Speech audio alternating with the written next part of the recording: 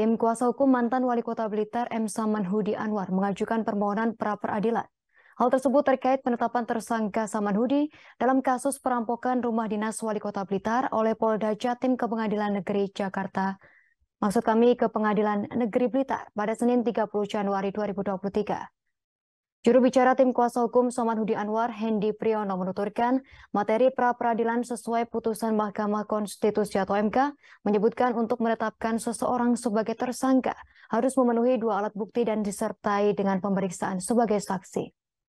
Menurutnya dalam perkara ini kliennya belum pernah dipanggil atau diperiksa sebagai saksi dalam kasus perampokan rumah dinas Wali Kota Blitar.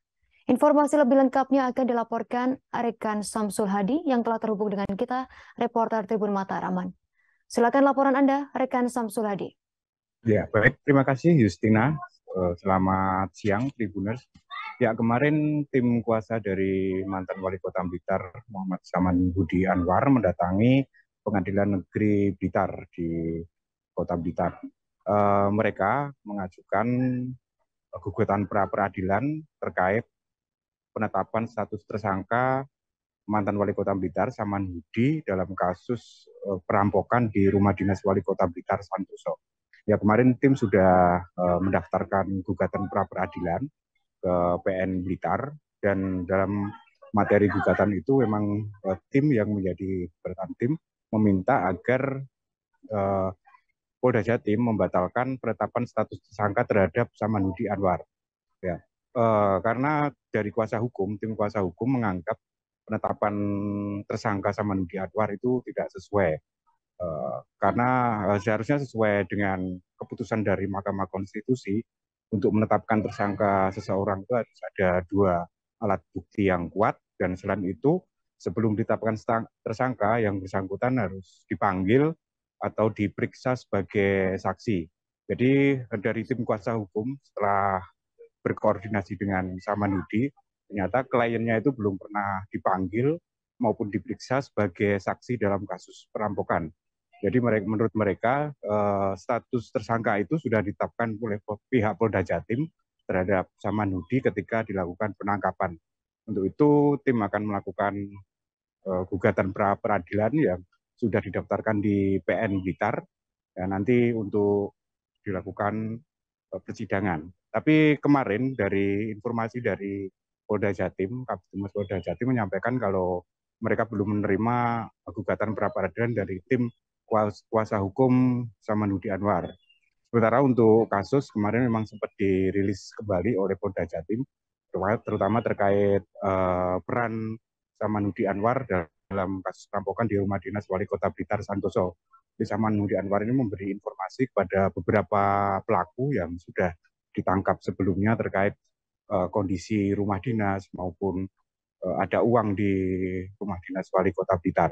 Dari penyidik Polda Jatim tetap melakukan pengembangan dan pendalaman untuk mendalami motif dari peristiwa perampokan di rumah dinas Wali Kota Blitar Santoso yang melibatkan mantan Wali Kota Blitar Saman Hudi Anwar. Kembali ke Justina. Baik, terima kasih atas laporan Anda, rekan Samsul Hadi, reporter Tribun Mataraman. Selamat bertugas kembali. Berikut kami tampilkan wawancara bersama juru bicara tim kuasa hukum Saman Hudi Anwar, Hendi Priyono. Penetapan tersangka klien kami, Bapak Saman Hudi Anwar. Hari ini kami tim kuasa hukum mengajukan permohonan pra-peradilan untuk meminta pembatalan penetapan tersangka terhadap diri beliau. Adapun yang menjadi materi dari pra-peradilan ini, sebagaimana putusan Mahkamah Konstitusi, ya, di situ tersirat atau tergambar bahwa untuk menetapkan seseorang sebagai tersangka itu harus memenuhi 2 alat bukti dan disertai dengan pemeriksaan secara saksi. Dalam konteks perkara beliau ini, menurut pengakuan beliau belum pernah mendapat panggilan ataupun diperiksa sebagai saksi dalam perkara ini. Jadi penetapan tersangka ini lebih dahulu dilakukan sebelum melakukan pemeriksaan terhadap beliau. Itu yang menjadi alasan kami. Oh iya Pak, terkait dengan apa penetapan tersangka oleh Polda itu apa sih Pak yang menurut dari kuasa hukum mungkin ada apa peluang untuk melakukan pra-peradilan ini? Itu tadi Mahkamah Konstitusi itu mensyaratkan dua ya. Ada dua alat bukti yang cukup. Yang kedua itu disertai pemeriksaan calon tersangka. Dan ketika Pak Samanhudi itu ditangkap, itu posisi beliau sudah tersangka, padahal beliau belum pernah mendapat panggilan, belum pernah diperiksa sebagai saksi. Soal tuduhan beliau itu menjadi otak dari aksi itu gimana, Pak? Kalau itu sebenarnya yang lebih berkompeten untuk menjawab adalah Mas Joko Tresno ya, karena kami ini tim kuasa hukum dalam pra peradilan. Monggo Mas Joko. Terima kasih sudah nonton. Jangan lupa like, subscribe, dan share ya.